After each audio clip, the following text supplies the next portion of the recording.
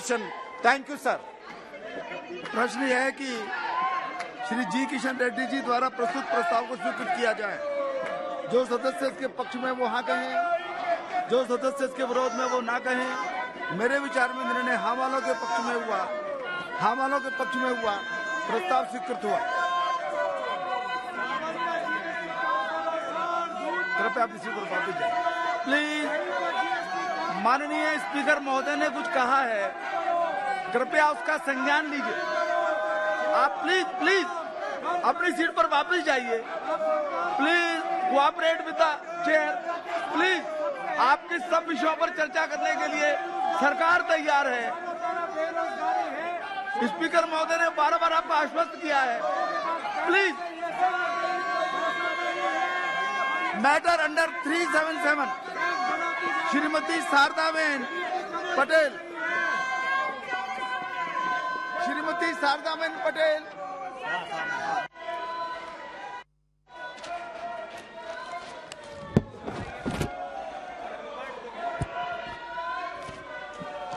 धन्यवाद अध्यक्ष महोदय। मेरे संसदीय क्षेत्र मेहसाणा में मोढेरा सर्कल के दिदियासन जाने वाले सड़क पे एफसीआई का मुख्य गोदाम है। गोदाम से हर रोज गांधीनगर, पाटन और मेहसाणा जैसे बड़े जिलों को बड़ी मात्रा में अनाज जाता है, जो कि प्रधानमंत्री गरीब कल्याण अन्न योजना अंतर्गत गरीब लोगों को मुफ्त राशन बांटने के लिए इस्तेमाल होता है। यह गोदाम पुराना है। शहर का तेजी से विकास होने की वजह से यह गोदाम अब शहर के बीच में आ गया है। इस इलाका आवासीय और औद्योगिक क्षेत्र है। यह शहर की मुख्य सड़क होने की वजह से बहुत यातायात रहता है और यह गोदाम इसी सड़क पर है। इसलिए रोज सुबह से शाम गोदाम से अनाज लेने और अनाज का स्टॉक करने के लिए इस सड़क पर ट्रकों की लंबी लाइन लग जाती है। रोड पर ट्रकों की वजह से कई बार अनहोनी होने की आशंका के चलते विस्तार के लोगों को हमेशा डर लगा रहता है। सड़क के आसपास के छोटे व्यापारी और नौकरी करने वालों को यातायात से काफी परेशानियां होती है। मेरा आपसे विनम्र निवेदन है कि मेहसाणा में स्थित एफसीआई गोदाम का स्थान बदलकर इसे शहर से बाहर ले जाया जाए और उनके लिए आवश्यक कदम उठाए जाए। धन्यवाद। श्री उन्मेष पाटिल जी। जवाब दो। महंगाई के ऊपर चर्चा करो। श्री उन्मेष पाटिल जी। महंगाई के ऊपर चर्चा करो। श्री अर्जुन लाल मीणा। महंगाई के ऊपर। धन्यवाद सभापति महोदय। महोदय, में राजस्थान के उदयपुर संसदीय क्षेत्र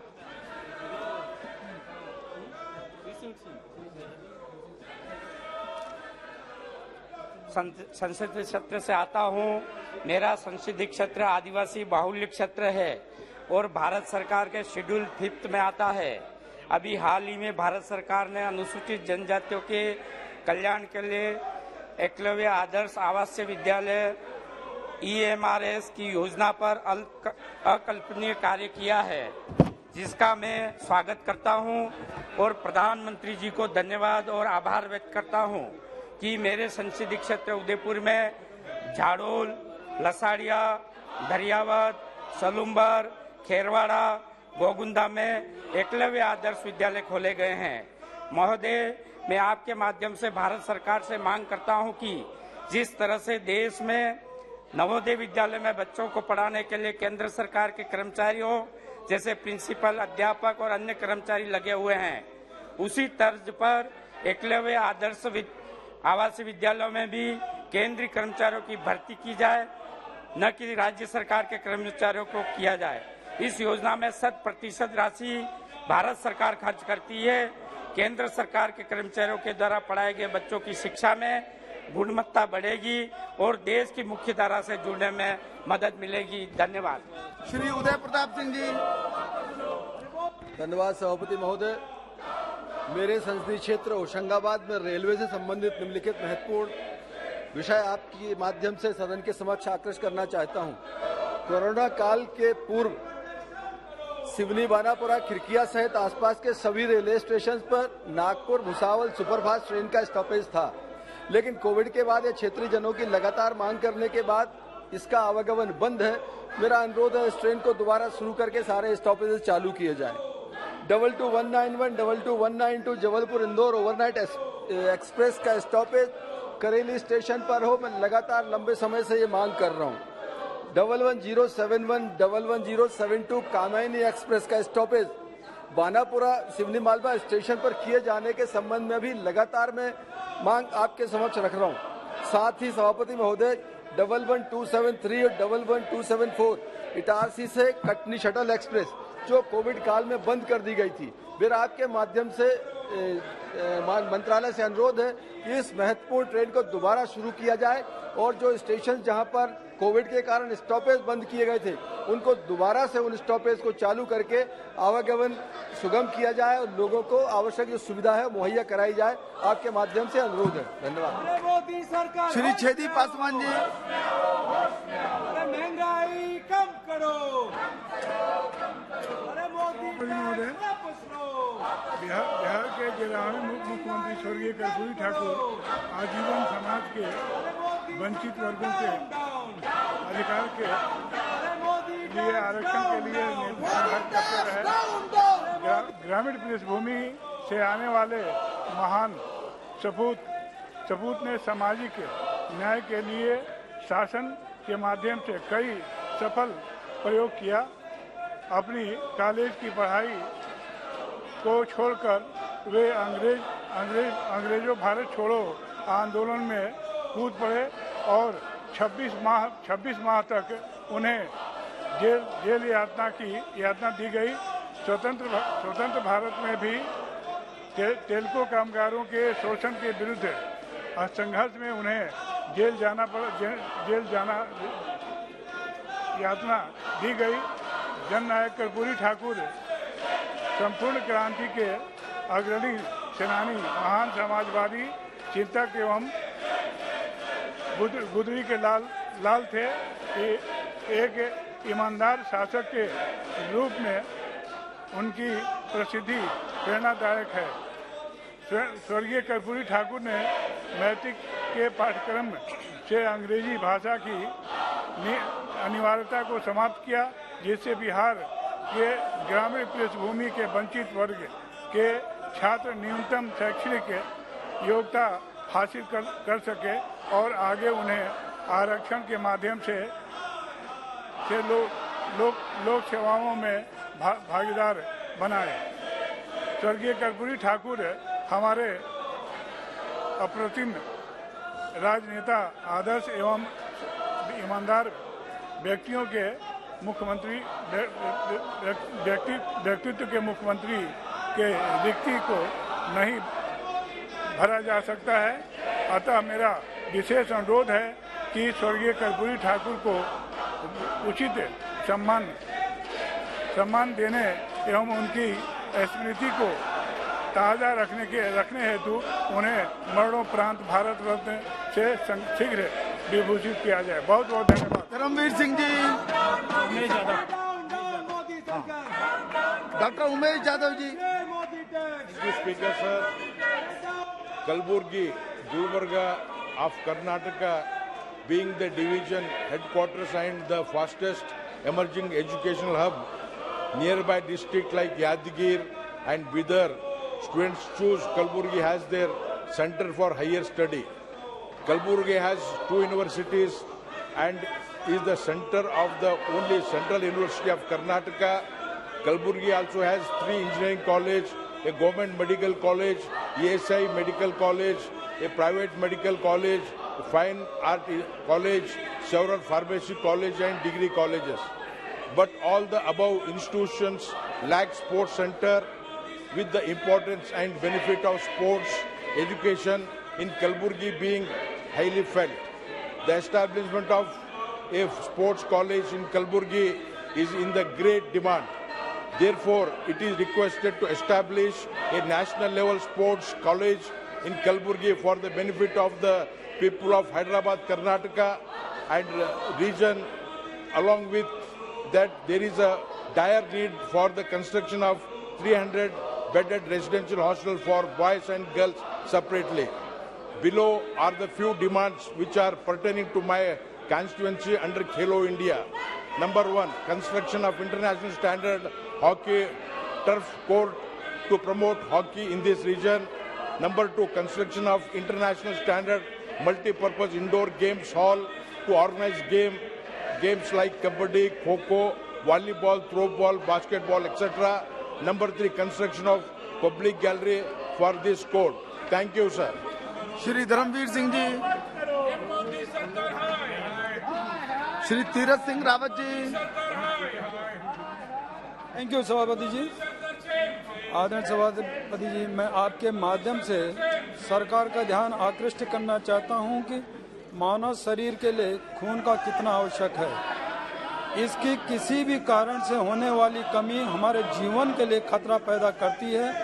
प्रत्येक हॉस्पिटल में इसकी निरंतर मांग होती है, विशेषकर ट्रॉमा सेंटर, ऑपरेशन थिएटर और डायलिसिस में जब भी कोई रोगी को इसकी आवश्यकता होती है तो हॉस्पिटल की ओर से इसकी मांग की जाती है और रोगी के परिजन ब्लड डोनेट करते हैं। देश में ऐसे अनेक लोग हैं जो स्वेच्छा से ब्लड डोनेशन करते हैं, किंतु जब वे अपने कार्ड को आवश्यकता पड़ने पर उपयोग करना चाहते हैं तो अनेक हॉस्पिटल यह कहकर उसे स्वीकार नहीं करते कि यह कार्ड उनके यहाँ का नहीं है। ऐसे में रोगी के परिजनों के समक्ष विकट समस्या उत्पन्न हो जाती है। मेरा सरकार से निवेदन है कि वह ब्लड डोनेशन करने वाले लोगों को एक यूनिवर्सल ब्लड डोनेशन कार्ड जारी करे जो प्रत्येक हॉस्पिटल एवं देश के प्रत्येक कोने में मान्य एवं स्वीकार्य हो तथा इसे लागू करने हेतु सख्त नियम बनाए जाएं। धन्यवाद। श्री धन्यवाद सर। इस सेशन में मैं पहली बार बोल रहा हूं। अपना विषय रखने से पहले हाल ही में मणिपुर में नूने में जो लैंडस्लाइड हुआ, 61 लोगों की वहां पे जाने गई। मैं सदन की ओर से उन सबको रिकॉर्ड में नहीं जाएगा, प्लीज करता हूं।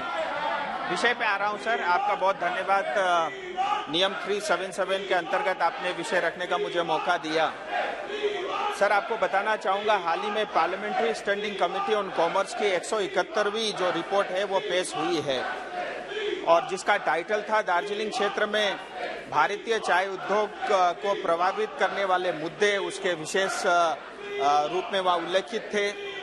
इस रिपोर्ट में दार्जिलिंग हिल्स, तराई और डुवर्स के क्षेत्र के जो चाय उद्योग हैं और उस उद्योग से जुड़े हुए जो लोग हैं उनकी गंभीर समस्याओं को उजागर किया गया है। और सबसे गंभीर समस्या चाय बागान के मजदूरों का पर्जा पट्टा यानी उनकी भूमि अधिकारों से उनको वंचित करना रहा है, जो कई पीढ़ियों से उस चाय बागान के साथ जुड़े हैं। और रिपोर्ट में समिति ने ये भी कहा है कि समिति गंभीरता से चाय श्रमिकों की दुर्दशा और दयनीय स्थिति को संज्ञान में लेती है और भारत स्वतंत्र के 7 दशकों के बावजूद भी चाय श्रमिकों को उनके मूल भूमि अधिकार से वंचित करने वाली सामंतवादी व्यवस्था की घोर निंदा भी करती है। रिपोर्ट के अगले अंश में समिति ने ये भी कहा है, न केवल जीने के लिए बल्कि अपने मृत परिवार के सदस्यों को दफनाने के लिए भी उन्हें सतत संघर्ष करना पड़ता है। ये दुर्भाग्य है और बहुत ही दुखद है। इसलिए समिति ने सिफारिश किया है कि एक विशिष्ट कानून के अधिनियम के अंतर्गत आवश्यकता है कि चाय के जो श्रमिक, चाय बागान से जो श्रमिक जुड़े हुए हैं, उनके अधिकारों और उनकी पैतृक भूमि को, उनके संसाधनों को, स्वामित्व को मान्यता देना चाहिए। इसलिए मैं केंद्र सरकार से एक कानून बनाने का अनुरोध करता हूं जो चाय बागान और सिंखोना बागान के श्रमिकों के लिए पर्जा पट्टा यानी भूमि अधिकार सुनिश्चित करे। जिस तरह से फॉरेस्ट राइट एक्ट 2006 ने हमारे वन बस्ती में रहने वाले लोगों को भूमि अधिकार सुनिश्चित किया, उसी तर्ज पे सरकार चाय और सिंखोना बागान में जो श्रमिक काम करते हैं, जो रहते हैं, उनके लिए प्लांटेशन राइट एक ला करके उनके लिए न्याय सुनिश्चित करें। आपका बहुत बहुत धन्यवाद। श्री सुनील कुमार सिंह जी।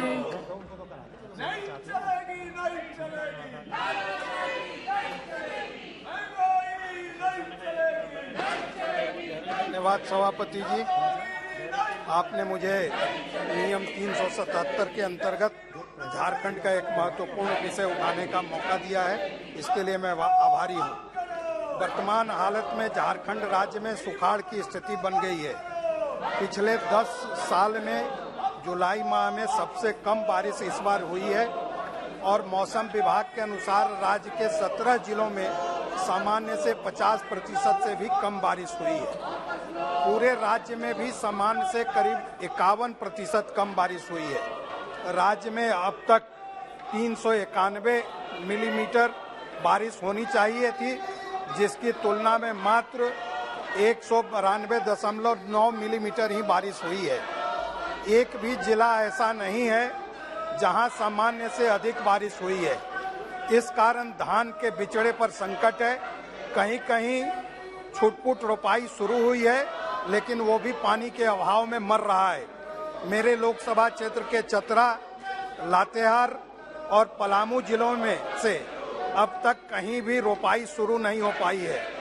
किसानों के चेहरे पर चिंता की लकीरें पड़ रही हैं। सबसे खराब स्थिति मेरे लोकसभा क्षेत्र के जिलों चतरा, लातेहार, पलामू तथा अन्य जिलों हजारीबाग, गढ़वा, रामगढ़, देवघर, गुमला, कोडरमा, गोड्डा, लोहरदगा, जामताड़ा आदि जिलों की है। मेरी आपके माध्यम से केंद्र सरकार और राज्य सरकार से मांग है कि केंद्रीय स्तर पर और राज्य के स्तर पर टीम भेजकर प्रत्येक जिले के सुखाड़ की स्थिति का आंकलन किया जाए तथा तत्काल किसानों को राहत प्रदान करने के लिए विशेष सहायता और वैकल्पिक फसलों की खेती के लिए तैयारी कराई जाए। किसानों को फसल बीमा का लाभ, किसान क्रेडिट का लाभ, बीज वितरण, बुआई यंत्र उपलब्ध कराना तथा सिंचाई की वैकल्पिक सुविधा जैसे सोलर वाटर पंप, लंबित सिंचाई योजनाओं से खेती के लिए जलापूर्ति, स्थानीय नदियों के पानी को खेती के लिए उपलब्ध कराना इत्यादि ठोस योजनाएं की कार्य योजना लागू करें और इस पर शीघ्र संज्ञान लेने की आवश्यकता है। आपका बहुत बहुत धन्यवाद। बहुत महत्वपूर्ण विषय माननीय सदस्यों के द्वारा प्रस्तुत किए जा रहे हैं। आप कृपया उन्हें सुने, अपनी भागीदारी सुनिश्चित करें। श्री परबत भाई पटेल जी, श्री परबत भाई।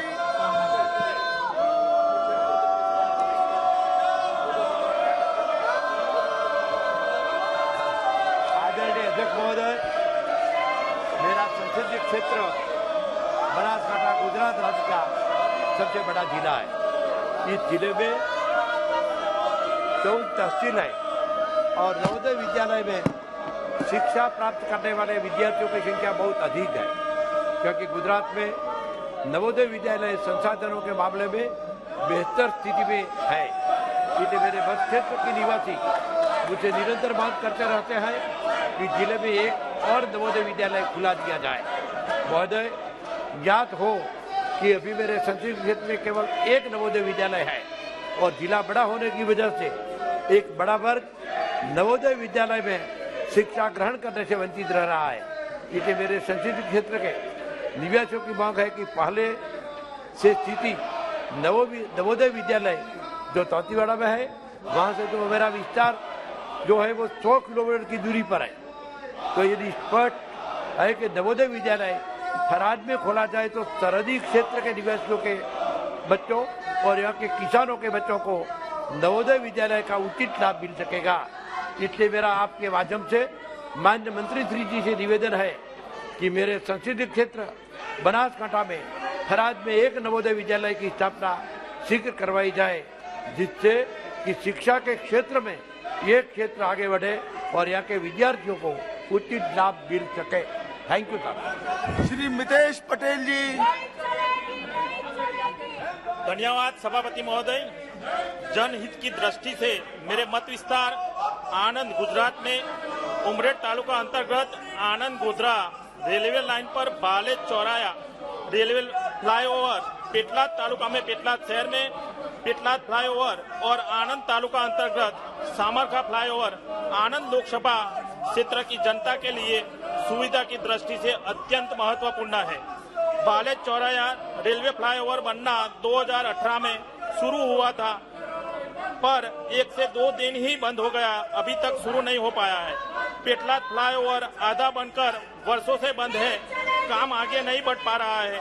सामर का चौराहा फ्लाईओवर के निर्माण हेतु आवश्यक प्रक्रिया शुरू करने हेतु संबंधित को आदेशित करने की आवश्यकता है। अगर ये तीनों ही फ्लाईओवर बन जाते हैं तो मेरे मत विस्तार आनंद में ट्रैफिक की सुविधा जहां सुचारू होगी, वहीं जाम जैसे समस्याओं का निराकरण में गेम चेंजर साबित होगा। मेरा रेलवे मंत्री जी से आग्रह है कि तीनों फ्लाईओवर के निर्माण हेतु व्यक्तिगत रूप से संबंधित अधिकारियों को आदेश देने की कृपया करें। धन्यवाद। आभार। श्री अरुण साहब जी। माननीय सभापति महोदय, आपने मुझे नियम 377 के अधीन अत्यंत महत्वपूर्ण लोक महत्व का विषय उठाने का अवसर प्रदान किया, इसके लिए आपका बहुत बहुत धन्यवाद। महोदय, माननीय प्रधानमंत्री श्री नरेंद्र मोदी जी के नेतृत्व में केंद्र सरकार ने जल जीवन मिशन के अंतर्गत हर घर में शुद्ध पेयजल पहुंचाने की अति महत्वाकांक्षी योजना लागू की है। छत्तीसगढ़ में इस योजना का क्रियान्वयन अपेक्षित गति से नहीं चल रहा है। छत्तीसगढ़ राज्य योजना के क्रियान्वयन में अत्यंत पिछड़ा हुआ है और काम भी अत्यंत गुणवत्ता विहीन है। आपके माध्यम से मैं जल शक्ति मंत्री जी से आग्रह करता हूं कि इस विषय पर जांच कराकर आवश्यक कार्यवाही करें ताकि योजना ठीक प्रकार से क्रियान्वित हो और योजना का लाभ मिल सके। बहुत बहुत धन्यवाद।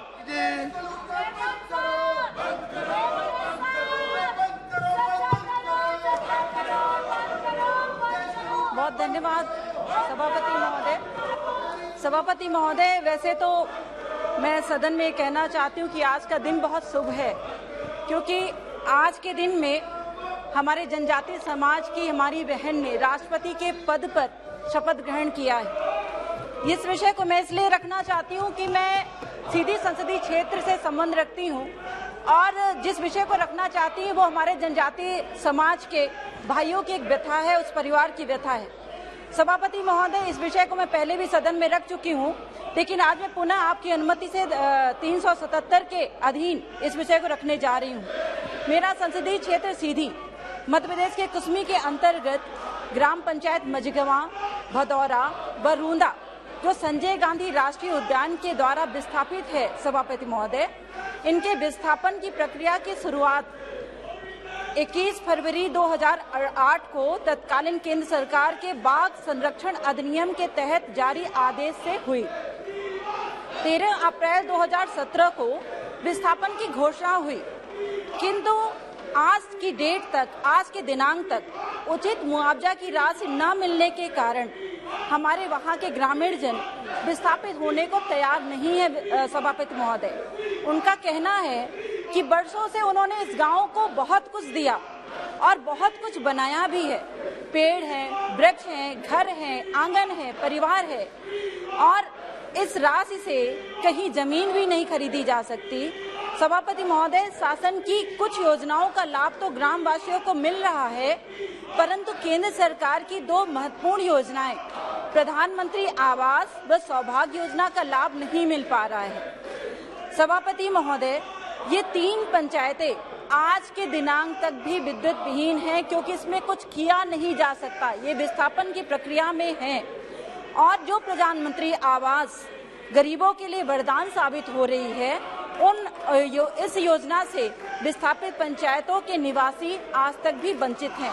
मेरा इस सदन के माध्यम से और आपके माध्यम से माननीय मंत्री जी से निवेदन है कि उक्त विस्थापित ग्राम पंचायतों में पुनः मूल्यांकन कराएं और मूल्यांकन कराकर उचित मुआवजा राशि दिलवाने की कृपा करें। धन्यवाद।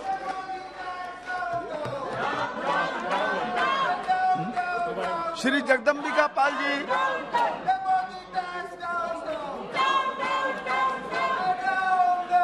अधिष्ठाता महोदय, मैं आपका अत्यंत आभारी हूं कि आपने एक अत्यंत लोक महत्व के तात्कालिक और अवलंबनीय विषय पर आपने मुझे अनुमति दी है। इस बार बारिश न होने के कारण उत्तर प्रदेश में भी बिहार के काफ़ी हिस्सों में एक भयंकर सूखा पड़ गया है, जिसके कारण किसानों के समक्ष खरीफ की फसल की रोपाई का एक गंभीर संकट पैदा होने के कारण और बारिश न होने के कारण किसान अपने खेत खलिहान में और जमीन जो उनके सूख गए हैं, वो किसान अपने धान की नर्सरी को भी तैयार करने के लिए पंपिंग सेट से, ट्यूबवेल से भी खेत भरने का काम कर रहा था। लेकिन 18% बारिश की कमी होने के कारण लोगों की रुपाई कम हुई। इस बार धान की पैदावार भी कम हो जाएगी और किसानों के समक्ष एक गंभीर संकट पैदा हो गया और जो नर्सरी तैयार कर रहे थे उसके पौधे भी पीले पड़ गए और प्रदेश सरकार ने ट्यूबवेल और नहरों की पूरी क्षमता से चलाने का निर्देश दिया, लेकिन वो नाकाफी है। अभी तक उत्तर प्रदेश में 1 जून से 15 जुलाई के बीच कुल 77.3 मिलीमीटर बारिश हुई, जबकि मौसम विज्ञान विभाग के अनुसार अब तक सामान्य बारिश 220 मिलीमीटर होनी चाहिए थी। अतः इस अवधि के सापेक्ष 65% कम है और आईएमडी की भाषा में 60% से 99% कम वर्षा के को बड़ी कमी माना जाता है, अर्थात भयंकर सूखा की श्रेणी में माना जाता है। इसलिए इंडियन मेट्रोलॉजी डिपार्टमेंट के अनुसार पूर्वी उत्तर प्रदेश में 243.5 -68 के मुकाबले मानसून मौसम के पहले 3 पखवाड़े के दौरान 77.2 मिलीमीटर बारिश हुई, जबकि पश्चिमी उत्तर प्रदेश में जहां से स्वयं आप पधारते हैं 187.1 मिलीमीटर -59% के सामान्य के मुकाबले 77.5 मिलीमीटर बारिश हुई। तो संपूर्ण उत्तर प्रदेश में बारिश न होने के कारण किसानों की खरीफ की धान की फसल की बुआई बुरी तरह से प्रभावित हो रही है और जिसके कारण उनके समक्ष धान के उत्पादन पे कुप्रभाव भी पड़ेगा। अतः मैं आपके माध्यम से इस सदन के सरकार से अनुरोध करता हूं कि उत्तर प्रदेश में बारिश न होने के कारण जो सूखे की स्थिति उत्पन्न हुई है, इसके लिए मैं केवल आपके माध्यम से एक सेंट्रल असिस्टेंट टीम केंद्रीय दल भेजने की मांग करता हूं कि अगर केंद्रीय अध्ययन दल जाएगा तो वास्तविक रूप से जो क्षति हुई है किसानों की पूरे प्रदेश में उसका आकलन कर सकती है और आकलन के बाद फिर उन किसानों की भरपाई के लिए चाहे मुआवजे के रूप में हो चाहे अन्य किसी और योजनाओं के माध्यम से उस किसानों की भरपाई हो सकती है। ये मैं आपके माध्यम से मांग करता हूँ। श्री देवेंद्र सिंह बोले जी।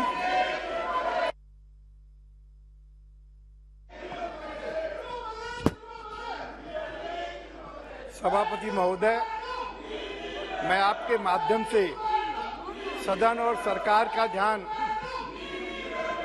देश एवं प्रदेश के लिए दिव्यांगजनों के लिए अत्यंत महत्वपूर्ण all India institute speech and hearing की स्थापना की ओर आकृष्ट कराना चाहता हूं। महोदय, मूक बधिर एवं दिव्यांगजनों के इलाज की कोई उचित व्यवस्था प्रदेश में नहीं है, जिसके कारण न जाने कितने दिव्यांग आज भी अपनी दिव्यांगता को कोसते एवं लाचारी के कारण बेहतर जिंदगी को तरसते हैं। प्रदेश में दिव्यांगजनों की ऐसी दशा को देखते हुए मैंने मानती जी से all India institute of speech and hearing की स्थापना कराने का आग्रह किया था। मेरे आग्रह के पूर्व उक्त विषयक स्वास्थ्य एवं परिवार कल्याण विभाग नई दिल्ली द्वारा जनपद कानपुर नगर में 12वीं पंचवर्षीय योजना के अंतर्गत all India speech and hearing स्थापना के सेंटर हेतु 20 एकड़ निःशुल्क भूमि की मांग की गई थी, जिस पर मेरे द्वारा प्रयास करके 20 एकड़ भूमि निःशुल्क उपलब्ध करा दी गई। तत्कालीन जिलाधिकारी कानपुर नगर के संबंध में प्रमुख सचिव चिकित्सा शिक्षा उत्तर प्रदेश शासन लखनऊ को अवगत कराया गया, किंतु उक्त प्रकरण में प्रदेश सरकार के स्वस्थ रवैये के चलते सचिव स्वास्थ्य एवं परिवार कल्याण मंत्रालय ने पुनः अपने पत्र के माध्यम से मुख्य सचिव से उत्तर प्रदेश शासन से अनुरोध किया, जिस पर कार्रवाई कर तत्कालीन जिलाधिकारी कानपुर नगर द्वारा भूमि स्थानांतरण किए जाने हेतु स्पष्टीकरण प्रमुख सचिव चिकित्सा शिक्षा को दिनांक 13/3/2018 को अपने पत्र के माध्यम से प्रेषित किया जा चुका एवं औपचारिकताओं के संबंध में उक्त सचिव चिकित्सा अनुभाग 1 उत्तर प्रदेश शासन द्वारा जिलाधिकारी कानपुर नगर के अपने पत्र दिनांक 30/8/2018 के माध्यम से आदेशित किया था जिस पर जिलाधिकारी कानपुर नगर द्वारा विभागीय अधिकारियों के साथ बैठक कर रिपोर्ट तैयार कर प्रदेश सरकार को अपने पद दिनांक 11/1/2019 के द्वारा अवगत कराया जा चुका। तत्पश्चात उस प्रकरण में कार्रवाई अत्यंत धीमी होने के कारण लगभग 3 वर्ष का समय व्यतीत हो गया, जिसके चलते उक्त स्पीच और हेल्थ सेंटर की स्थापना निर्णय में अत्यधिक विलंब के कारण उत्तर प्रदेश के मूक बधिरों को अत्यधिक परेशानियों का सामना करना पड़ा। कुपोषण एवं अन्य परिस्थितियों के कारण उत्तर प्रदेश के मूक बधिर की भारी संख्या को देखते हुए केंद्र की स्थापना की महती आवश्यकता है। अतः आपसे निवेदन है कि मेरे द्वारा भारत सरकार के चिकित्सा और स्वास्थ्य परिवार कल्याण मंत्री के द्वारा कई बार अवगत कराया गया। उन्होंने भी अपने अधिकारियों को इस संबंध में शीघ्र कार्रवाई के लिए किया। सारी औपचारिकताएं उत्तर प्रदेश सरकार के द्वारा पूरी होने के बाद भी आज तक वह प्रकरण लंबित है। अतः आपके माध्यम से निवेदन करना चाहता हूं कि इसे शीघ्र से बनवाए जाने की कार्रवाई करने की कृपा करेंगे। श्री प्रताप चंद्र सारंगी जी।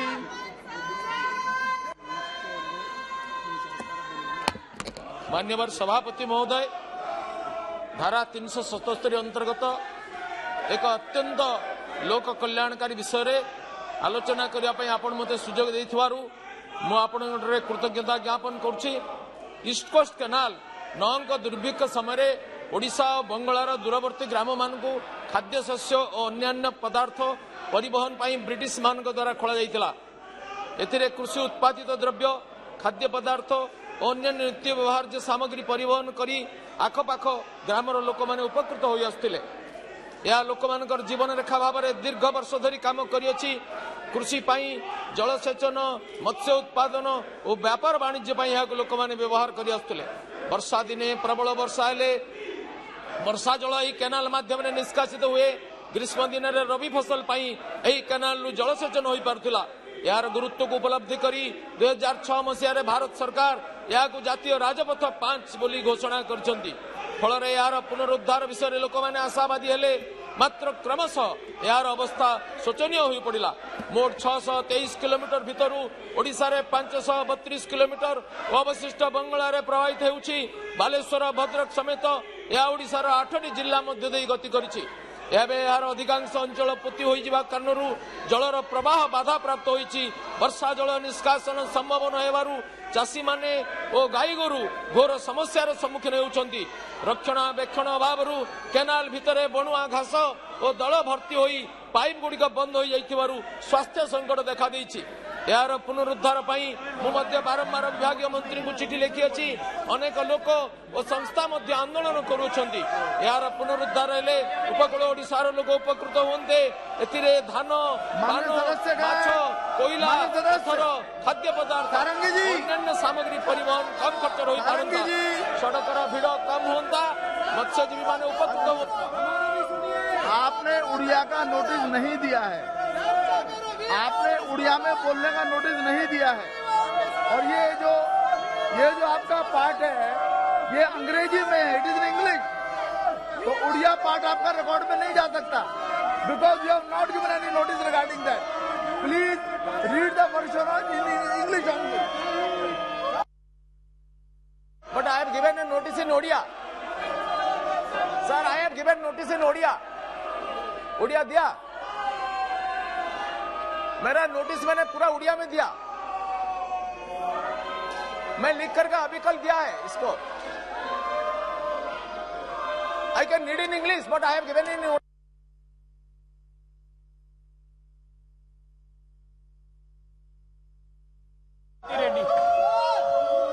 श्री वेंकट रेड्डी जी।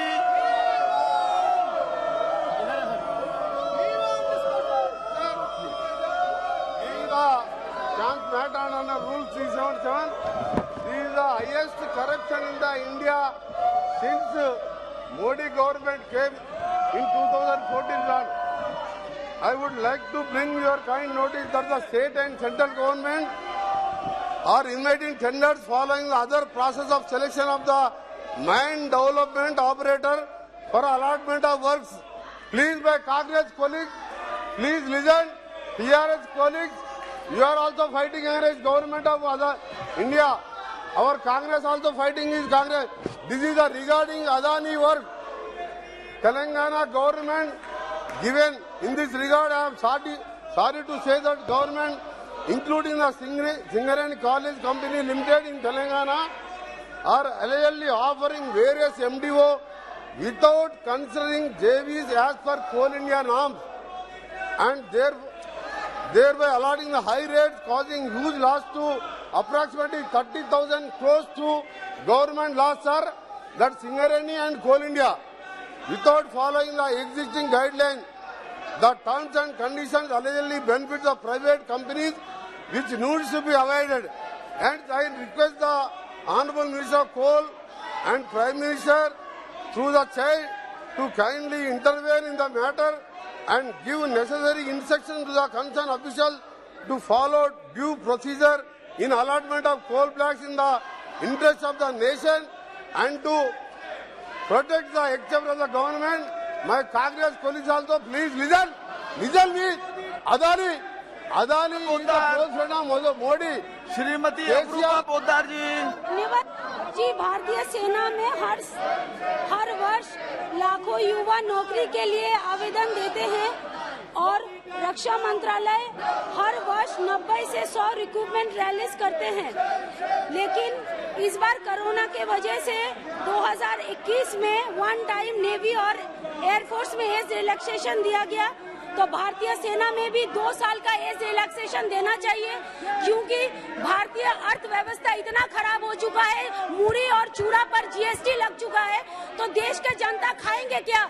ये जो अनएम्प्लॉयमेंट इश्यूज है, इस चीज पर भी देश को सोचना चाहिए। और हर चीज पर जो प्राइस राइज हुआ है, जीएसटी बेड पर, मूढ़ी चूड़ा हर जगह, दूध पर, हर इम्पोर्टेंट कम्युनिटीज पर। मोदी टैक्स डाउन चिंता अनुराधा जी, टैक्स वापस लो, दूध दही पे चर्चा करो। डॉक्टर श्रीकांत शिंदे, चावल पर टैक्स कम करो। श्री कौशलेंद्र कुमार जी, दूध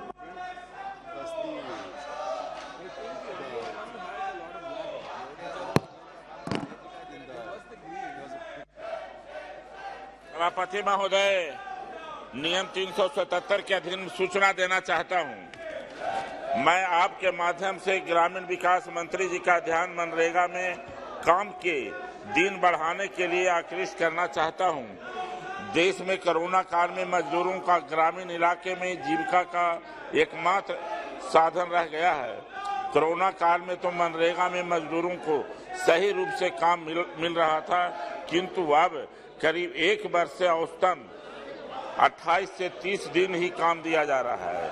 इस महंगाई में उनका गुजारा नहीं हो रहा है। जो मजदूर शहर से पलायन कर गांव चले गए हैं, उनकी हालत और दयनीय है। महंगाई के कारण ग्रामीण इलाके में कोई और काम नहीं हो रहा है। निर्माण क्षेत्र ठप है, कृषि का तो बुरा हाल है। ऊपर से केंद्र सरकार द्वारा राज्यों में मनरेगा की राशि में भुगतान नहीं किया जा रहा है। राज्यों का साल दर साल बकाया बाधित है। आंकड़े बताते हैं कि बिहार राज्य देश में सर्वाधिक भूमिहीन श्रमिकों वाला राज्य है। यह संख्या करीब 88.61 लाख है। इनको मनरेगा के तहत लगातार 100 दिन का काम गारंटी के साथ मिलना चाहिए, किंतु वित्तीय अभाव के कारण मात्र औसतन 28 दिन का ही काम मिल रहा है। साथ ही बिहार में मनरेगा के तहत हरियाणा की तरह 300 रुपया से अधिक मजदूरी तय करनी चाहिए। आवश्यकता है। अभी बिहार में मात्र 12 रुपये की बढ़ोतरी हुई है। पहले 198 रुपया तय था। मई 2022 में 212 रुपया मिलना प्रारंभ हुआ है। अन्य राज्यों से केंद्र सरकार ने 7% वृद्धि की है। बिहार सरकार लगातार केंद्र सरकार से आग्रह करती आ रही है। यह मांग अविलंब स्वीकार होनी चाहिए और बिहार को अविलंब राशि का भुगतान भी होना चाहिए। साथ ही मजदूरों को 100 दिन का काम को सुनिश्चित किया जाए। धन्यवाद। श्रीमती मंजुलता मंडल जी।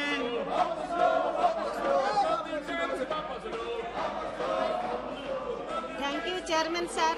I am glad that the Government of India has taken initiative for the coastal highway under Bharatmala Pariyojana in my parliamentary constituency under Bhadrak and Baleshwar district, which covers around 70 kilometers coastline. The following details be kindly provided regarding the proposed project. Total project cost, project outlay and time frame of the project. Details of area covered village-wise with map in Bhadrak parliamentary constituency in the proposed project. That is from NH 16 near Tangi of Khurda district to Digha and developed in two stretches. That is Tangi to Ratanpur and Ratanpur to Digha, and also areas covering Basdepur, Dhamara and Chandipur with map. Details are planned for the land acquisition and rehabilitation in the project in my constituency along with the present status of the project and timeline of its commencement. Thank you, sir.